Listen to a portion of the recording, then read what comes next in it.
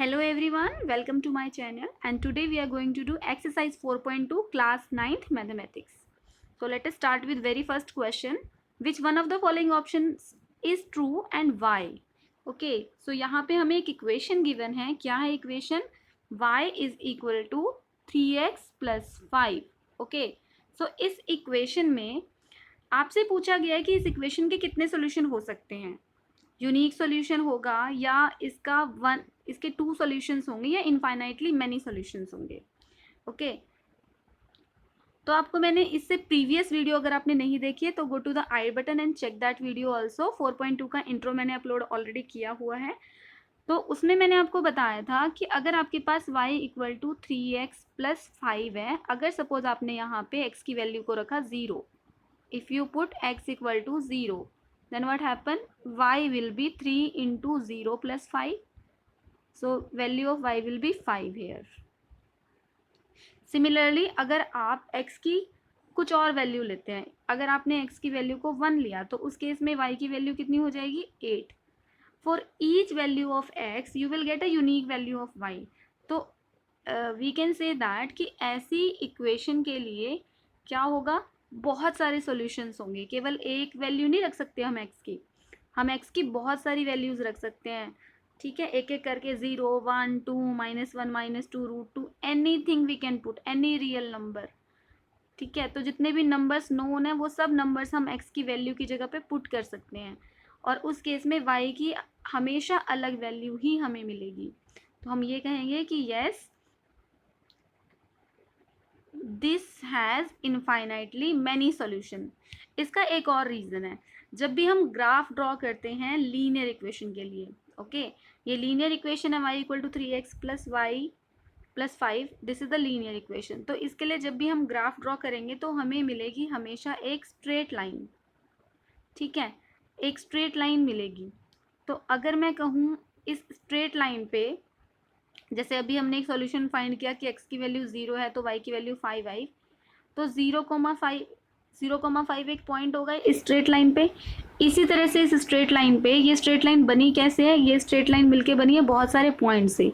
अगर मैं बात करूँ यहाँ पे बहुत सारे, there are so many point.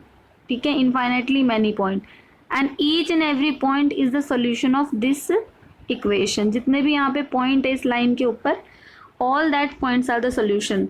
तो एक लाइन कितने पॉइंट से मिलके बनती है? इनफाइनाइटली मैनी पॉइंट से मिलके बनती है. That's why we can say that yes, this line has many solution. Okay, now in the next question right 4 solution of each of the following. So first question is 2x plus y equal to 7. So इसे solve करने के लिए हमने क्या किया? y को एक side रख लिया लेफ्ट हैंड साइड पे और बाकी सभी को ट्रांसपोज करके ले गए राइट हैंड साइड पे. So it will be 7 minus 2x. Now yes, we can find out 4 solution. We can put x equal to 0 in the equation and then we get y is equal to 7 minus 2 into 0. That means y is equal to 7. So yes, if we put x equal to 0, we get y equal to 7. Then again second solution, put x is equal to 1. So we get y is equal to 7 minus 2 into 1. So y will be equal to 7 minus 2 and the value of y will be 5. So from here you can check कि अगर x की value को हमने 1 रखा तो y की value आ गई 5.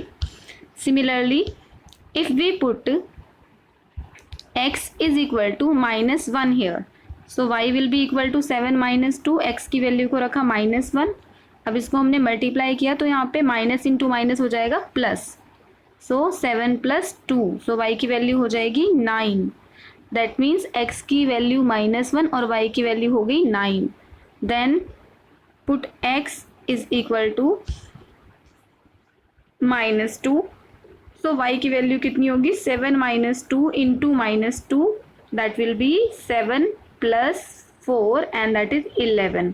सो अगर आपने -2 वैल्यू रखी तो आपके पास 11 आ गई. तो मैंने यहाँ पे ऐसे 4 कैलकुलेशन आपको शो किए हैं. आप बहुत सारे वैल्यूज़ फाइंड कर सकते हैं.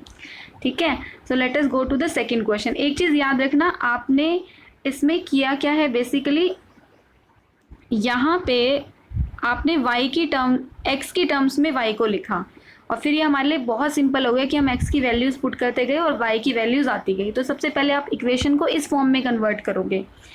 ओके, या तो x की टर्म्स में y को लिखो या y की टर्म्स में x को लिखो, ठीक है। So let us go to the next question, देखते हैं सेकेंड क्वेश्चन क्या है। So here we have second question. Second question में आपको गिवन है pi x plus y equal to 9, pi x plus y equal to 9। Same thing happen here, हमें यहाँ पर भी सेम चीज़ करनी है। अगर मुझे फर्स्ट सॉल्यूशन फाइंड करना है तो क्या करूँगी, पुट x इक्वल टू 0, तो y की वैल्यू कितनी हो जाएगी 9 माइनस पाई इंटू 0, और पाई से अगर मैं 0 को मल्टीप्लाई करूँ तो क्या आएगा, 0 ही आएगा। तो यस, y की वैल्यू हो जाएगी यहाँ पे 9। तो अगर मैंने x को 0 पुट किया तो y की वैल्यू आ गई यहाँ पे 9। सेकेंड सॉल्यूशन के लिए मैंने रखा पुट x इक्वल टू 1, तो अगर x की वैल्यू को 1 रखा तो y की वैल्यू कितनी हो गई 9 माइनस पाई इंटू 1, ठीक है। And it will be equal to y is equal to 9 minus pi, तो यहाँ पे 9 माइनस पाई, अगर आपने 1 वैल्यू रखी तो आंसर आ गया 9 माइनस पाई, ठीक है।